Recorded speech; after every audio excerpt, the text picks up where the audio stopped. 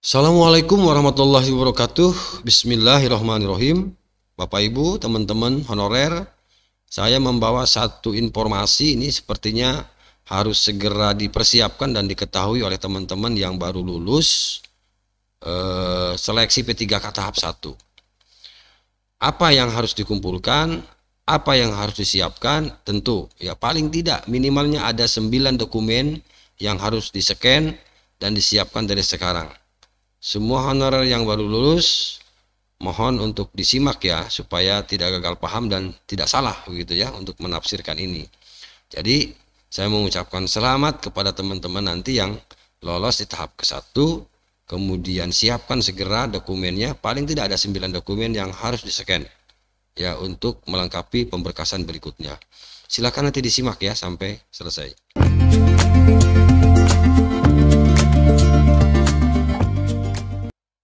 Baik, kita lanjutkan Bapak Ibu untuk membacanya.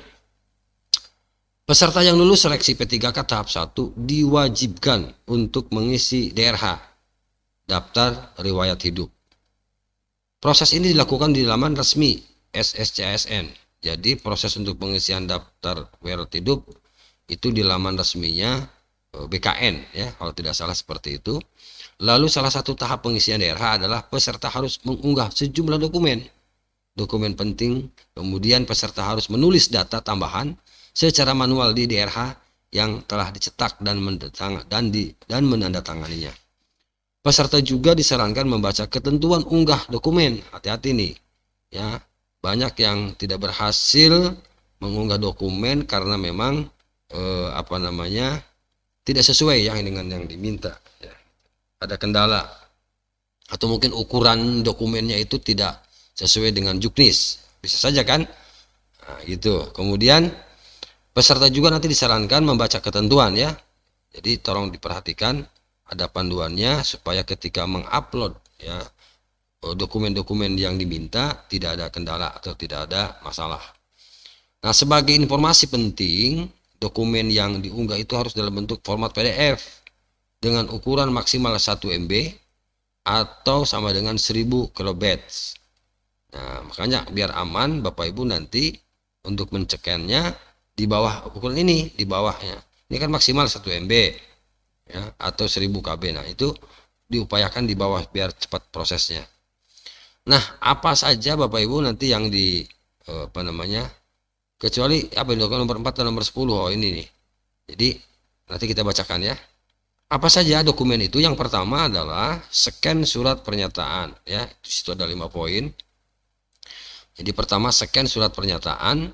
Dokumen ini mengacu pada peraturan BKN nomor 14 tahun 2018 ya, atau peraturan BKN nomor 1 tahun 2019 ya. Kemudian surat harus ditempeli materai dan ditandatanganinya, artinya surat pernyataan ya. Surat pernyataan ini nanti ditempelkan materai dan ditandatangan. Oke. Lalu yang kedua apa? Scan SKCK. SKCK itu dulu kirdokter, bukan kirdokter ya, apa namanya SKCK itu ya, surat keterangan catatan kepolisian. Nah, ini juga yang masih aktif, dilihat lagi, diperiksa lagi, jangan-jangan sudah kadaluarsa, karena itu ada batas waktu untuk SKCK gitu ya. Lalu yang ketiga apa ya? Yang pertama tadi surat pernyataan, kemudian SKCK. Yang nomor 3 adalah DRH, daftar riwayat hidup, diunduh digabung menjadi satu file PDF ya, katanya begitu ya Bapak Ibu. Jadi DRH diisi melalui laman resmi SSCASN, diunduh, digabung menjadi satu file, ditempeli materai, lalu ditanda tangan. Jelas ya? Kemudian apalagi yang berikutnya adalah yang keempat, buku pengalaman kerja. Ya, buku pengalaman kerja ini juga sama, harus diunggah gitu ya Bapak Ibu nanti hasilnya. Kemudian peserta juga nanti diminta melampirkan pengalaman kerja format PDF dengan ukuran maksimal 3000 kilobytes atau KB. Oke. Itu yang keempat. Yang kelima apa? Yang kelima, scan surat keterangan bebas narkoba. Ya. Surat keterangan bebas narkoba. Surat keterangan ini bebas narkoba harus ditandatangani oleh dokter di fasilitas kesehatan pemerintah. Seperti rumah sakit umum kayak begitu ya. Itu fasilitas kesehatan umum secara umum. Itu yang kelima. Kemudian yang keenam, scan surat sehat jasmani dan rohani. Nah, siapa yang meluangkan ini atau yang atau yang menyiapkan gitu ya Bapak Ibu.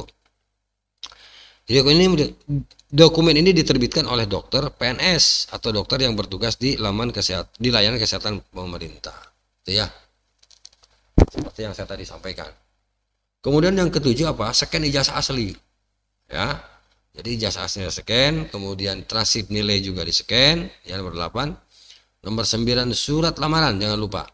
Surat lamaran yang ditujukan kepada instansi yang dilamar dengan formasi yang sudah tersedia di sistem SSCASN. Lalu yang ke-10, nah ini yang ke-10 itu pas foto. Nah, jadi pas foto yang sekarang tentu ya. Nomor 4 apa sih ya? Nomor 4 itu adalah bukti kerja asli ya yang sudah ditandatangani oleh yang sudah ditandatangani atau dilegalisir oleh pejabat berwenang untuk peserta yang melampirkan pengalaman kerja.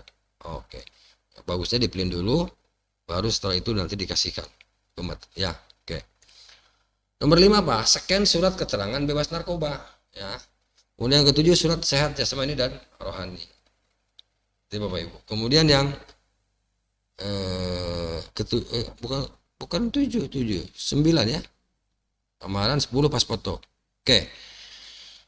Nah, pastikan seluruh dokumen itu telah memenuhi persyaratan, ukuran, dan format agar proses unggah berjalan lancar. Jadi jangan neko-neko Bapak Ibu. Selain itu juga pastikan jaringan internet supaya stabil. Oke, itu saja ya Bapak Ibu. Ada apa dokumen-dokumen yang harus disiapkan? Banyak sekali di sini. Ya, dari sekarang terutama bagi yang sudah lulus. Terima kasih. Assalamualaikum warahmatullahi wabarakatuh.